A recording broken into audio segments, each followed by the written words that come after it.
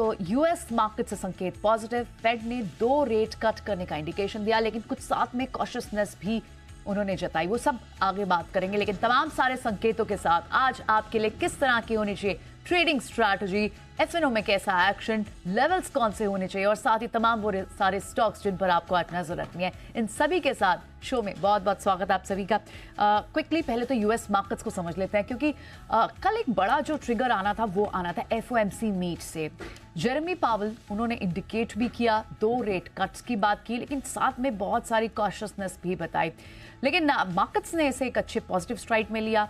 डाउ, नैस्डैक और एसएनपी सभी में आपको 1% से ज्यादा की तेजी भी दिखाई दी। कुशल हमारे साथ जुड़ गए स्टूडियो में ये बताने के लिए कि एक्चुअली और क्या सारी बातें उन्होंने की। कुशल, मॉर्निंग।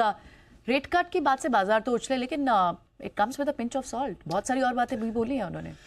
बिल्कुल, काफ़ी सारी बातें बोली है प्रियंका। सबसे पहले तो गुड मॉर्निंग आपको। और जिस तरह का मूड माहौल है यूएस बाजारों से कल नजर आया, एफओएमसी की बैठक भी हुई, उस पर फैसला भी आया और कमेंट्री ऑफ कोर्स हम सबकी नज़र उस पर बनी हुई थी। इनफैक्ट आप देखेंगे तो इंडेक्स लेवल पर तो डाउ जोन्स, नैस्डैक और एसएनपी 500 तीनों के तीनों इंडेक्स में ऑलमोस्ट 1% तक के गेंस आपको देखने को मिल रहे थे। एंड मोस्ट इंपॉर्टेंटली जो फेड ने ब्याज दरों पर जो अपना फैसला है वो जस का तस बरकरार रखा एज एक्सपेक्टेड, तो उसमें कोई चेंजेस, कोई खास बदलाव नहीं था।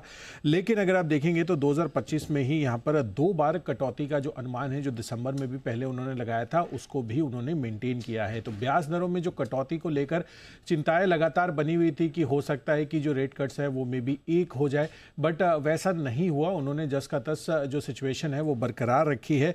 लेकिन ट्रम्प टैरिफ को लेकर, जो महंगाई को लेकर स्पेसिफिक जो चिंता इनकी बढ़ती हुई नजर आ रही है, वो उन्होंने क्लियरली हाईलाइट किया है। बट उन्होंने ये भी कहा है कि एक ट्रांजिटरी फेज हो सकता है। तो इसी चीज को जो यूएस बाजार है वो ज्यादा वेटेज देते हुए नजर आया और इस कारण से बाकी जो जीडीपी ग्रोथ फोरकास्ट पे उन्होंने थोड़ा सा घटाया है, उसको वो इग्नोर करते हुए चले और इस एस्पेक्ट को उन्होंने ज्यादा क्लोजली वेटेज दिया और इसी वजह से यूएस के बाजार जो है बढ़िया जो है प्रदर्शन करते हुए नजर आए। इकोनॉमी और साथ ही लेबर मार्केट में भी जो मजबूती है वो भी जारी है, वो उन्होंने क्लियरली हाईलाइट किया है।